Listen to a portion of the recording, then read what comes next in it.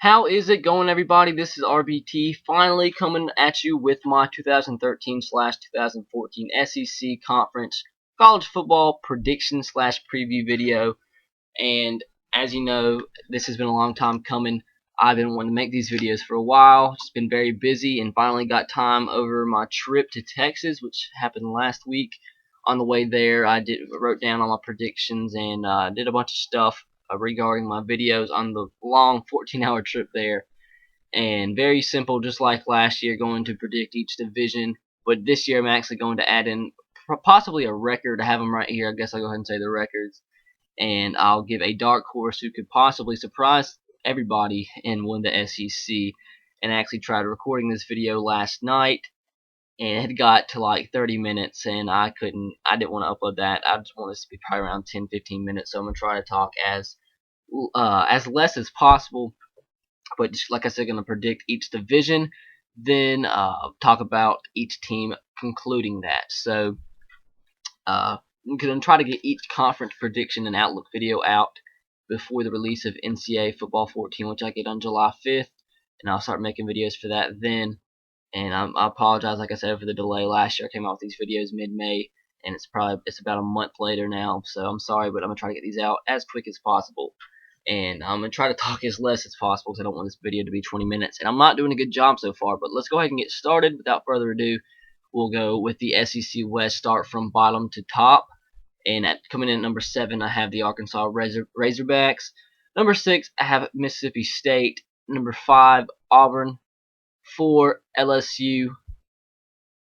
3, Ole Miss. 2, Texas A&M. And 1, Alabama, winning the SEC West.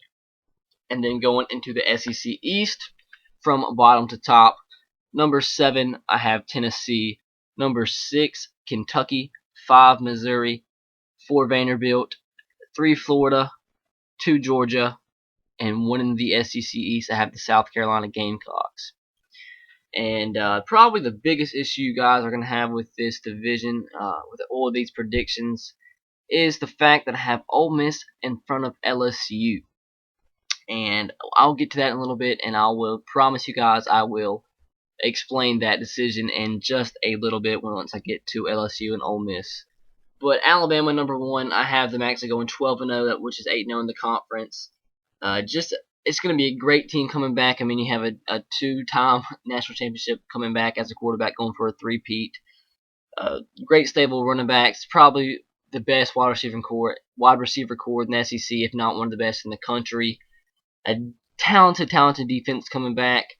Front 7, that's going to be very nasty. Secondary is going to be great as well, even though we lost D. Milliner. It's just going to be an all-around very good team. I mean, I know just like years past, lost some guys coming back as talent, not much experience, but I think this year we have the most overall talent on the team as a whole. And I actually believe the biggest question mark is going to be our offensive line, how they hold up. I don't think they'll be as dominant as last year, but still I think they're going to be a great, solid group.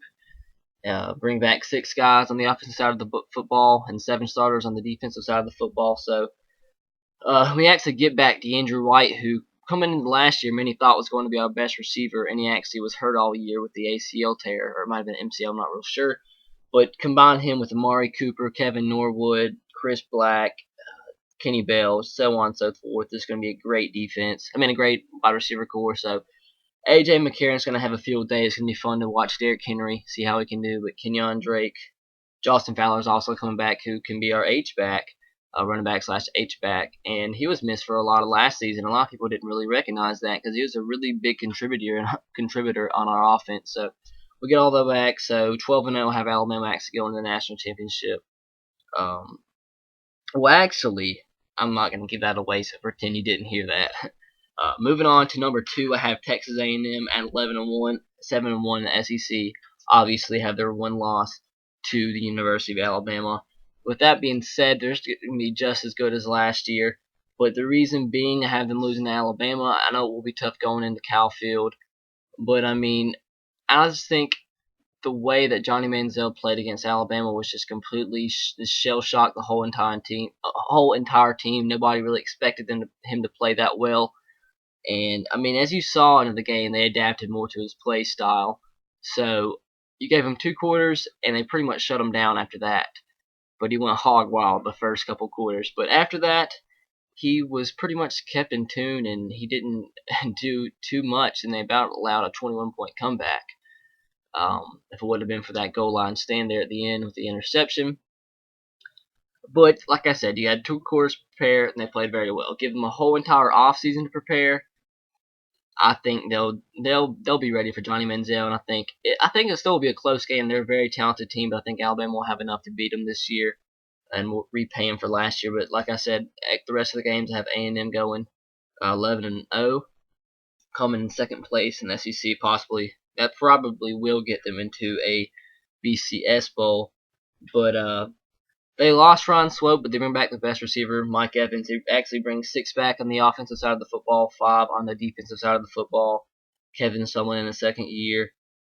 Lost their one of the best overall players in the NFL draft in Luke Joeckel, but Jake Matthews decided to come back for his senior year, so that was actually a big boost. If he would have gone as well as Luke Joeckel, that would have been a really, really big downgrade in the offensive line for the Yankees. But they have great talent on both sides of the football, so very talented team. They're here to stay, I believe, with the recruiting that they're going to pick up now in the SEC. So A&M got them 11-1, coming in second place in the SEC West. I need to pick this pace up a little bit more. I don't want this to be as long as last time. And coming in third place, and I guess I can go ahead and tell you now, they are my dark horse to win the SEC with the possibility of doing so, is the Ole Miss Rebels. I actually have them at 9-3, 6-2 in the SEC. Their 3 losses I have coming against Texas, which is at Texas, at Alabama, and home against Texas A&M. Ole Miss is so talented, and they have, if you take their skill position players, they have some of the best in the SEC. There's no doubt about that. Bo Wallace, very, very underrated. I think has the potential to be one of the best quarterbacks in the SEC. If he can stop the interceptions, I think he threw 17 last year. If he can stop that, he can be a very, very effective quarterback running and throwing the football. I mean, they have a very experienced group coming back as well. They have 9 starters on offense coming back and 10 on defense. Add them with the new recruits and 1 more year of experience for those players coming back, which was also a talented team last year that came very close to many upsets.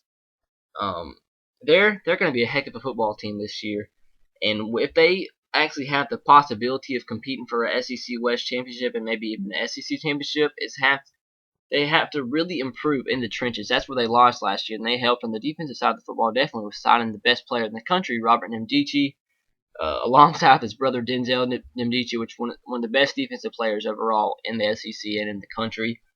And I mean, their offensive line, I believe, is going to be improved as long as as well as their defensive line.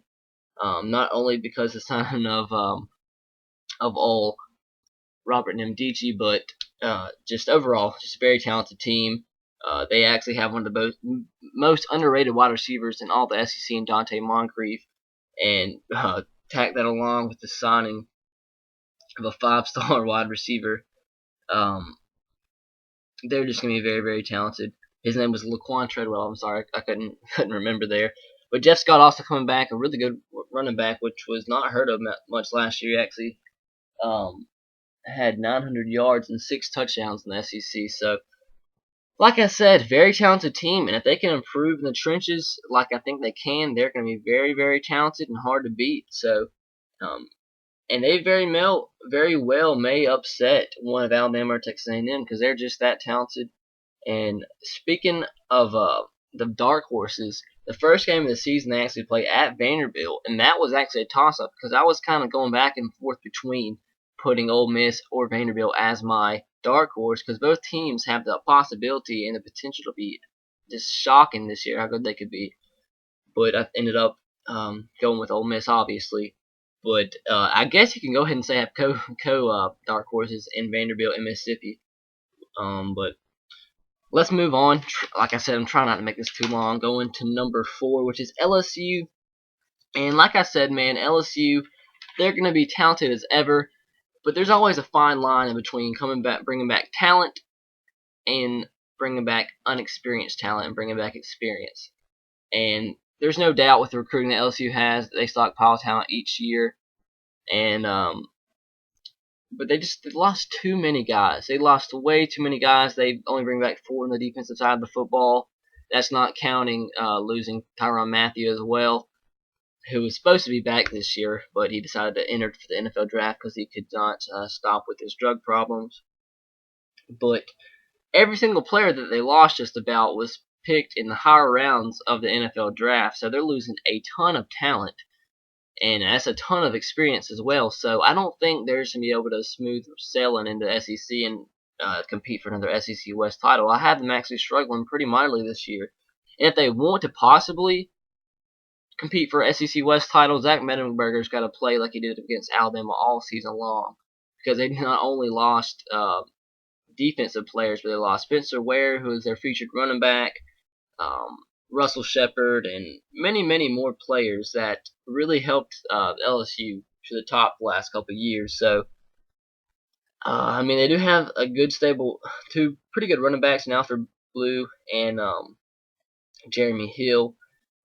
But like I said, man, I don't see LSU actually being as good this year. Give them another year, and they'll be the LSU of old. But this is actually a type of rebuilding year for LSU, because it's like I said, way, way, way too many defensive players lost, and they're gonna be talented for sure, but it'll take them a while to get used to it and to learn. And I see them struggling early in the season, and they'll get better as the season goes on, but that doesn't help when they have one of the toughest schedules in the country, especially later on in the year when they play Georgia, Alabama, and Texas A&M.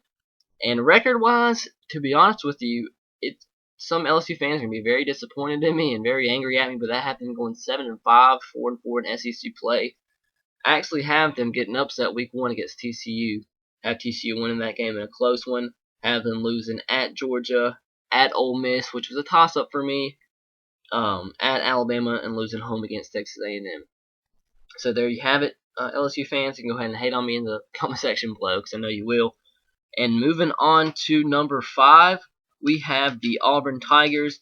I actually have them going 6-6 in play, which is actually 2-6 in SEC play. So all 6 losses I have coming against SEC opponents. But that definitely is a upgrade from last year's 3-9 record. Gus Malzahn's first year as head coach, I believe he'll definitely start to you'll definitely see some improvement in Auburn this year. They bring back 7 guys on the offensive side of the football, 8 on the defensive side of the football, which was quite terrible last year. But I think Auburn, they have a good coaching staff. They had a great recruiting class. Carl Lawson is the most impressive recruit that they signed last year, and he definitely amazed me. I wish Alabama could have grabbed him, but they definitely got an upgrade in signing Nick Marshall, the JUCO quarterback. They also hung on to Kyle Frazier and Jonathan Wallace, with also the signing of Jeremy Johnson, the big old quarterback, 6'6" guy from somewhere in Alabama. I can't remember the high school. But, I mean, they have a great stable of running backs as well. Trey Mason, one of the most underrated running backs in the SEC, signed the JUCO running back that you're hearing about now, Cameron Artis-Payne. But, like I said, a good stable of running backs, a pretty good wide receiver core as well, semi-coach Jalen Denson and Trevon Reed, and one of the best centers in the SEC, Reese Dismuke's coming back. And defense with talent all over it. Like I said, Carl Lawson, he's going to be a nightmare for SEC offensive lines for the next 3 years to come. But like I said, Auburn, tough schedule, playing in one of the best conferences or best divisions in all of football. So it's going to be tough, but I definitely do see and expect some improvement from Auburn last year. They can only go up from what they was last year. Didn't have a win in SEC play, I don't believe.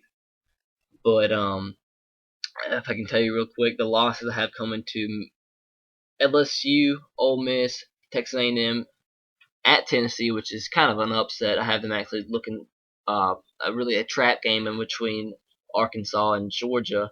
I have them losing Tennessee, Georgia, and Alabama. So that's 2-6 in SEC play. But watch out for Washington State, though. I expect them to beat them, but they should not be looking forward by any means and looking past Washington State, because Washington State, Mike Leach, is will be a tough opponent. But I guess that's pretty much it for Auburn. Just expect definitely an upgrade for Auburn this year, and they definitely should be on the rise with Gus Malzahn, because they're going to be back into being one of the top recruiting teams in college football. So moving on to number 6, I have the Mississippi State Bulldogs, have them going 5-7, 2-6, also in SEC play. Have them losing week 1 to Oklahoma State, to Auburn, LSU, South Carolina, Texas A&M, Alabama, and Ole Miss. Which you never know what can happen in the Egg Bowl. But in Mississippi State, they returned 7 guys on the offensive side of the football. Most importantly, their quarterback, Tyler Russell, which is actually kind of underrated. I know I've been saying that a lot, but he's a very good quarterback. He's been there for forever, it seems like. He's actually finally a senior this year. And but also they bring back 5 guys on the defensive side of the football. But I mean, Dan Mullen, he inherited a tough team to take over at Mississippi State, definitely in the SEC West, because Mississippi State doesn't always get the best talent, and they're playing in the best conference, the best division, and the best conference. So it's always going to be tough. It's going to be tough to bring Mississippi State up to the top, but he's been steady there. He's been doing quite well. Ladarius Perkins, like I said, a great running back coming back a senior, so they'll definitely be feeling it next year, and they lose both their featured running back and their quarterback. But the biggest problem for Mississippi State, they have a really big strength and a very big weakness on the offensive side of the football. The wide receiver core, very, very inexperienced. I think they had 4 seniors last year leave as seniors as their starting wide receiver. Their best wide receiver was actually Chad Bumpus. But their offensive line, it's one of the best in the SEC. Very, very underrated offensive line, and I would not expect or not be surprised for them to be one of the best offensive lines, if not the best in the SEC. So they'll definitely push some defensive lines around in conference play, and also lose 2 very good corners, so that's going to be tough to replace as well. I don't see them topping last year's 8-5 record. Like I said, having them at 5-7. But I mean, you never know. There's a couple games I could see them upset. I mean, I could see them possibly winning the Auburn, maybe upsetting Oklahoma State week 1. But also I could see them losing a game, surprise game like to Kentucky. That's on Thursday night. Maybe losing to Arkansas. So you never know. But I have Mississippi State at 5-7, 2-6 in SEC play. And I'm definitely not doing this as fast as I wanted to. So I really, really apologize for that. But coming in at number 7, I have in the SEC West. That is, I have Arkansas 3-9, 0-8 in SEC play.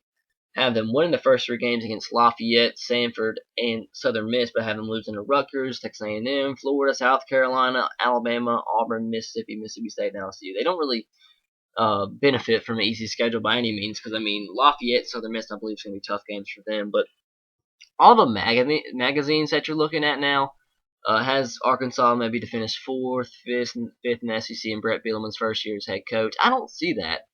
I mean, they lose a ton of talent on the offensive side of the football. Great wide receivers. Their leader the past few years, Tyler Wilson. And I just don't see them doing great at all in their first year. I think it's going to take a couple of recruiting classes to get Brett Bielema's team the way he wants it. Because at Wisconsin, he ran a running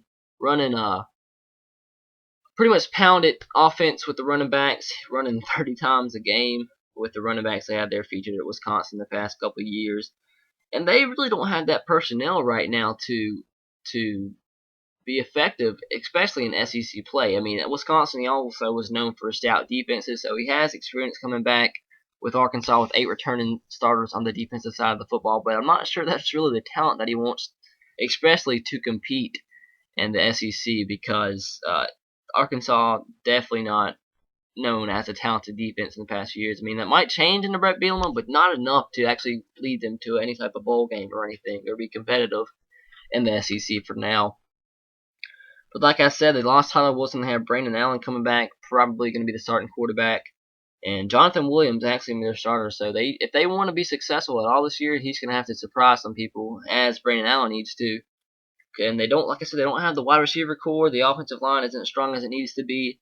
So Arkansas, just do not see them being really impressive. I mean, Brett Bielema, like I said, a heck of a coach, led Wisconsin to however many Rose Bowls in a row, but just does not have the talent to compete in the SEC. I think he's in for a rude wake-up call his first year, because I don't know, he's just they're not going to get it done year 1. I mean, give him a few years, he's a great coach, he's going to get it turned around, but don't be surprised if Arkansas loses more games than they did last year, and maybe even more than I said. I said 3-9. I mean, I think Lafayette and Southern Miss are possible losses, because they're both going to be pretty tough. And Sanford, I think, is the only winnable easy win on their schedule for Arkansas.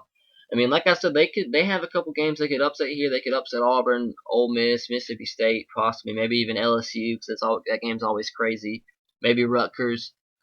I was actually on the fence with Rutgers, but for now I have Arkansas going 3-9.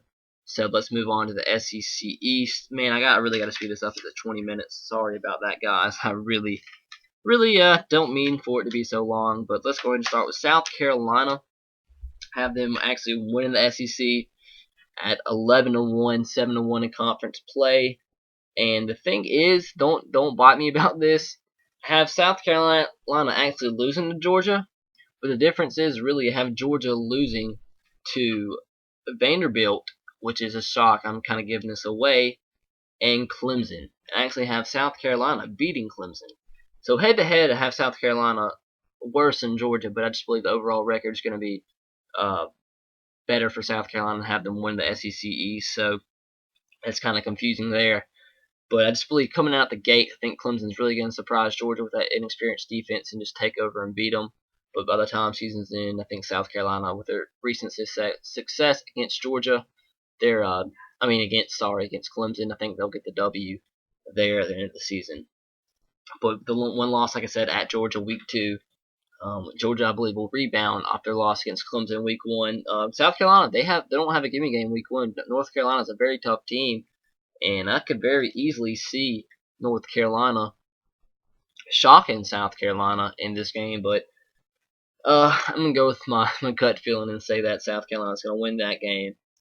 And they have UCF. That should be an easy win. Vanderbilt, tough game. I'm telling you, Vanderbilt's going to be a very tough team this year. Don't be surprised if they lose. They upset a bunch of teams like Georgia, like I said earlier, because they're a very tough team, and I'll say why in just a little bit.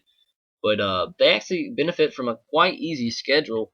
They don't draw LSU or Alabama out of the West. They draw Arkansas out of the West. So like I said, South Carolina. Also draw Mississippi State out of the West, so they get lucky without getting Alabama or LSU, and that's not the case with Georgia because they play Clemson, LSU, Vandy, Florida, Auburn, Georgia Tech. So South Carolina's schedule is a little bit easier, but anyways, let's talk about South Carolina here, and let me stop raining.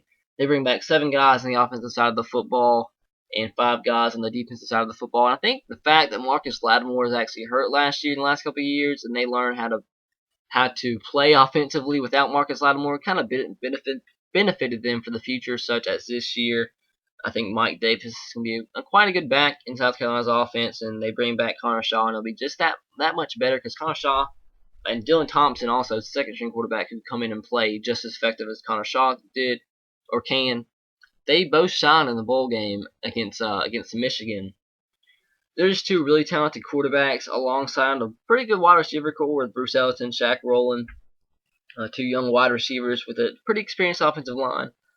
And their defense, it's going to be pretty nasty. I know they only bring back 5 starters, but as long as you have Jadeveon Clowney in that defensive line, man, you're going to have a very sick defensive line. I mean, alongside with Chaz Sutton, he's also a pretty good guy, pretty good lineman. He's a senior coming back.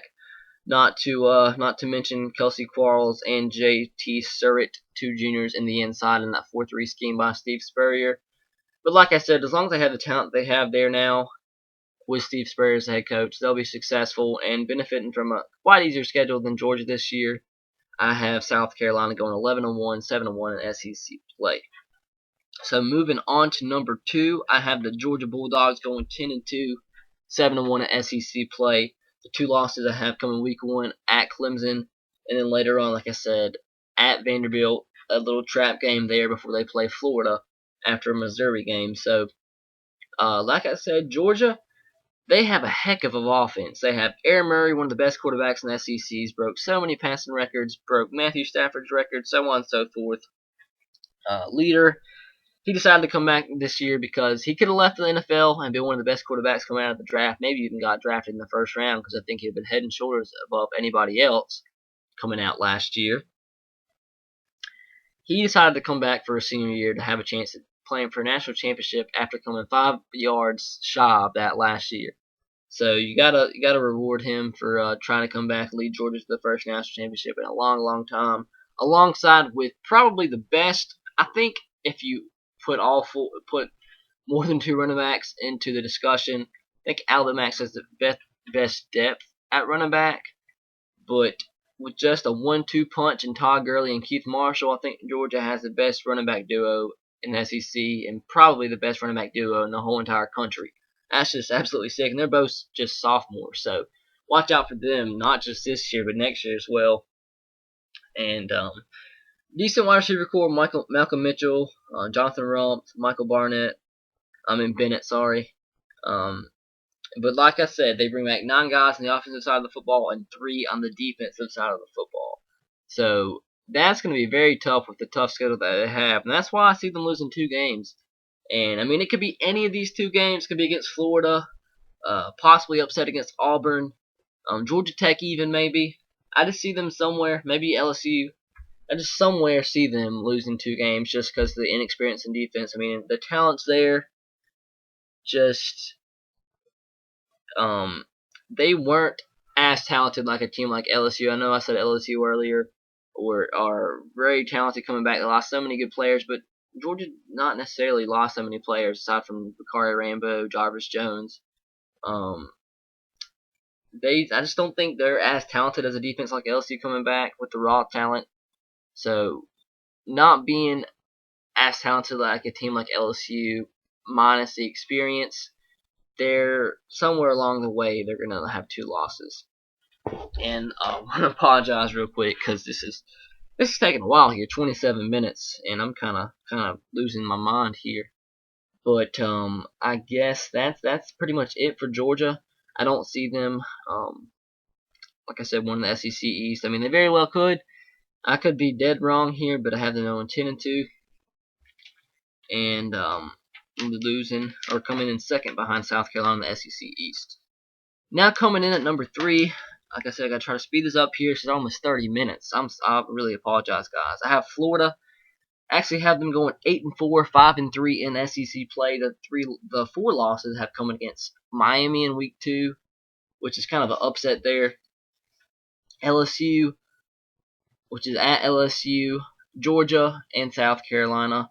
Toss-up games: Florida State, Vanderbilt, Missouri, Arkansas, Kentucky, Tennessee, easy wins. So there's a couple toss-up games aside from that. I mean, the games that I have them predicted to lose are toss-up games. No for sure losses on there. They could possibly win every single game on the schedule. I just don't see that being the case because their offense. I'm still not sold on their offense at all. I mean, their offense wasn't good last year, and they only bring back 6 starters this year. And Jeff Driscoll, I mean, he's still a good quarterback. He's coming back, but I don't think he can lead that team to a great season on his own. They got to have guys aside from him, and I don't see that on their team. They have Trey Burton still. He's coming back for his senior year. Quentin Dunbar is a pretty good wide receiver. Matt Jones, we'll have to see how he is this year. They actually bring in a good running back, Kevin Taylor, which people expect to play right away and split some time with Matt Jones. And I've heard some good things about him, so maybe if they can get him running, and maybe for a season like T.J. Yeldon or Todd Gurley, Keith Marshall, they could be successful in the offensive side of the football, which could lead to a better than an 8-4 record. But I can't say that now because I'm not sure how Kevin Taylor's going to play in SEC play. But there's the strength of the team last year was the defense, and they only bring back 4 stars from that defense. So combine that with the not potent offense, I don't see them having a SEC East victory type season or SEC championship season. Sorry, they'll still get to a decent bowl game in 8-4, or something like the Capital One Bowl or something like that. But just don't see it there for Florida. Man, I'm losing my mind here. Let me go on before I mess up anymore. But like I said, got Florida 8-4, 5-3 in the SEC. Moving on to number 4, I have the Vanderbilt Commodores, also at 8-4. But the deciding factor between Florida and Vanderbilt, I have Vanderbilt losing to Florida head on, and that puts them at 4-4 instead of 5-3. And the losses for Vanderbilt, I have week 1 against Ole Miss, week 3 against South Carolina, I'm not sure what week that is, but against Texas A&M, at Texas A&M, and then at Florida, having them beaten Austin P, Massachusetts, UAB, Missouri, Georgia, Kentucky, Tennessee, and Wake Forest. So, I mean, pretty much all those games are winnable for Vanderbilt that I just named off. So, those are easy. So, I definitely see them possibly making an upset out of either Florida, Texas A&M, Georgia, South Carolina. By the luck of the draw, looking at the schedule and the team's weaknesses and so on and so forth, I picked the one win coming against Georgia. But don't be surprised if they either lose all those games, win 2 or 3 of those. If a miracle happens, maybe all of those. But they're a talented team. They bring back 7 on the offensive side of the football, 6 on the defensive side of the football. I do believe that Austin Carter Samuels is going to be very surprising and be a very good quarterback for Vanderbilt, because I saw him play his freshman year against when he was with Wyoming in the bowl game they played against. I honestly can't remember who they played against, but he played. He was a true freshman, then led them to a bowl game, their first bowl game in forever. First year, that was the first year under Dave Christensen, who was the offensive coordinator from Missouri under Chase Daniels. But he played very, very well, and he can run, he can throw, and I think he'll be heads and shoulders above Jordan Rodgers. And I mean, I might be wrong. I mean, honestly haven't seen him play since that freshman game, but just from that potential, and 3 years later under James Franklin's system, I see him being a pretty good quarterback in the SEC. I mean, this is his senior year, his last year to show NFL scouts what he can do. So, I mean, you add it along with a very, very good running back in Brian Kimbrough, who played very well last year as a true freshman. He actually had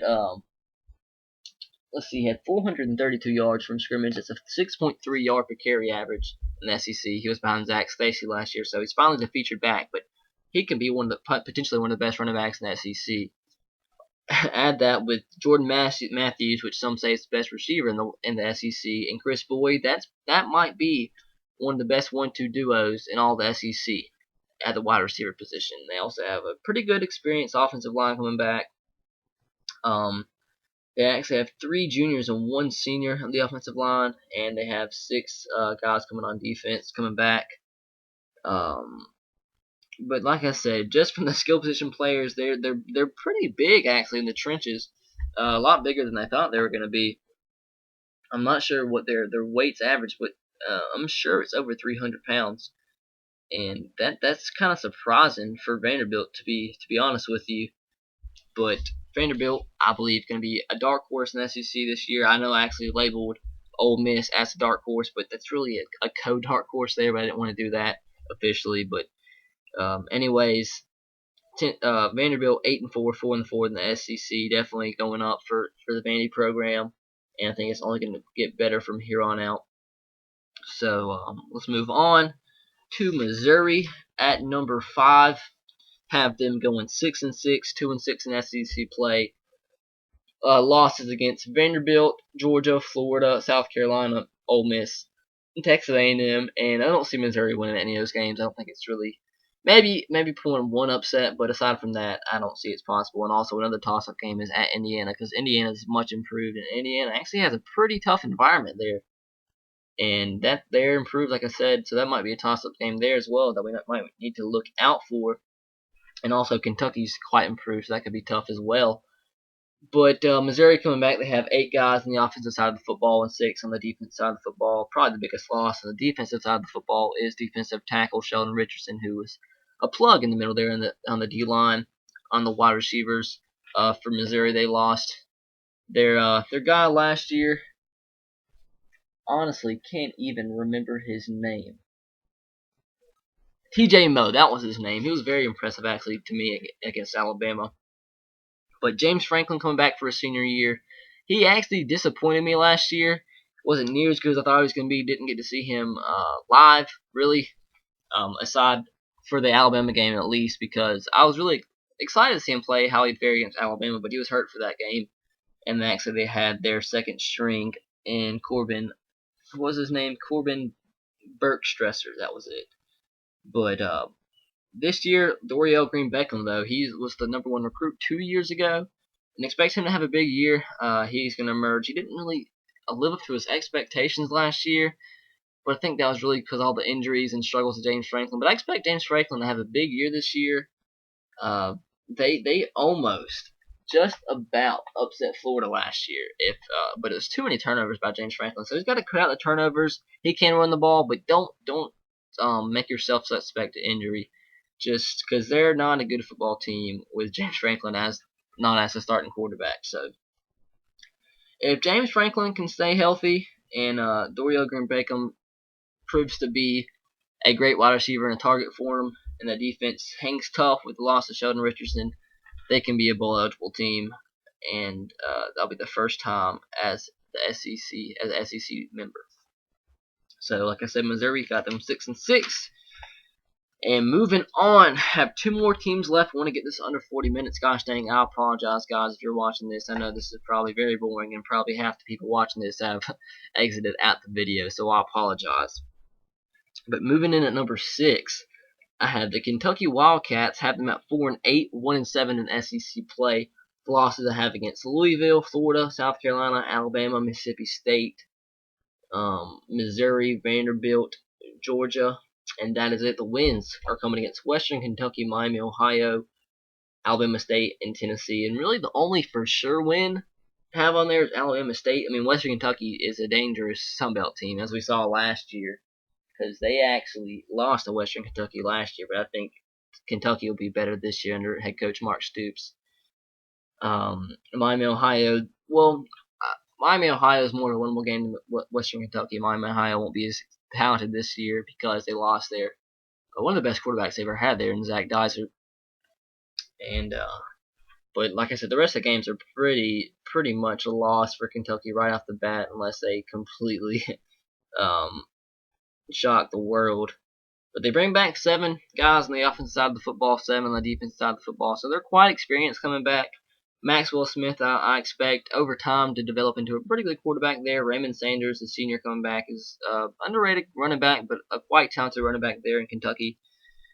Decent wide receivers, the offensive line, not really experienced. A redshirt freshman, a senior, sophomore, and a junior. So that's not going to prove to be too well with them. And Kentucky, man, I think Mark Stoops was a pretty good choice as a head coach, because we already see right now he's recruiting a lot better than they have in years past. So give Kentucky maybe 2-3 years. I'm not sure if you could see them be successful as they were in the Andre, you know what I'm talking about, the quarterback they had a couple of years, and they turned out to be one of the best teams in the country throughout the season. I was almost going to say Andre Ware, but I think you guys know what I'm talking about, the quarterback that they had. But they've actually gone through some bad years, because they expected Morgan Newton to be their savior and to be another one of those quarterbacks, but he turned out to be not so good. But anyways, got Kentucky 4-8, 1-7 in the SEC. Sorry, got one more team to go, and probably not expected. I have Tennessee in 7th place in the SEC East, going 3-9, 0-8 in SEC play. Actually have their losses coming against Oregon, Florida, South Carolina, Alabama, Missouri, Auburn, Vanderbilt, and Kentucky. They have a very tough schedule, going back-to-back weeks at Oregon, at Florida. So those first 2 games are needed for Tennessee against Austin Peay. And like I said, Western Kentucky is nobody to sleep on. They could possibly lose to Western Kentucky. In South Alabama, they play South Alabama. That should be a win. That's the school I'm actually attending this year, and might actually try out for the football team next year there. And I'm gonna talk about that later. I don't want to spoil anything now, but South Alabama's not. They're not there yet. They're actually recruiting better than I thought, but they're not nowhere near where they need to be yet. So don't expect them to beat Tennessee unless a miracle happens. But Tennessee brings back 5 on the offensive side of the football and 8 on the defensive side of the football. This is Butch Jones' first year, and I believe Butch Jones is going to be a good head coach. He's been very impressive at his stints at Central Michigan and Cincinnati. So he was a good choice to me. I mean, not a lot of Tennessee faithful thought that was the case. They all wanted John Gruden, and I knew that wouldn't happen. But they just lose too much to be very competitive this year. Lost their starting quarterback, Kyler Bray, Justin Hunter, and you can just keep on with all the guys they lost last year. It was it's just sad. Cordell Patterson, Zach Rogers, Michael Rivera, the tight end. It's not not gonna be a good year in Knoxville, and they're gonna have to run the ball a lot. Martin Lane, he's a pretty good future back though. Martin Lane, he can run the football. I don't know too much about the starting quarterback Justin Worley. He's a junior, but I don't think he'll be as good as Tyler Bray.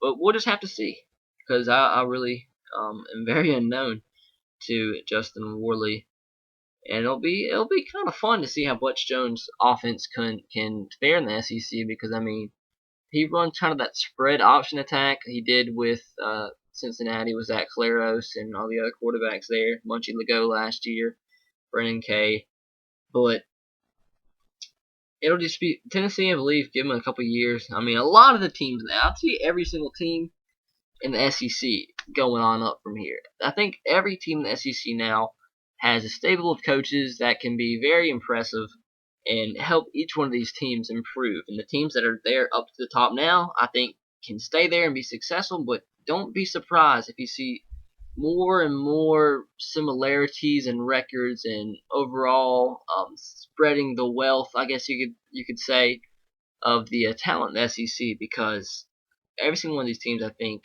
are on the rise. Um, Maybe the one exception of a team that's not, I believe, in a great or in a good position to be competitive in 3, 4, 5 years down the road is Missouri. And I could be proven wrong, but that's my thoughts on that right now. And possibly can throw in Mississippi State there. But I guess finally that is it, guys. 42 minutes of my life wasted from this video. So I hope you guys that stuck out the whole entire video enjoyed it. I hope you got some useful information out of this. I hope you enjoyed my predictions. Let me know what your predictions are in the comment section below. Let me know if you agree, disagree, or whatever.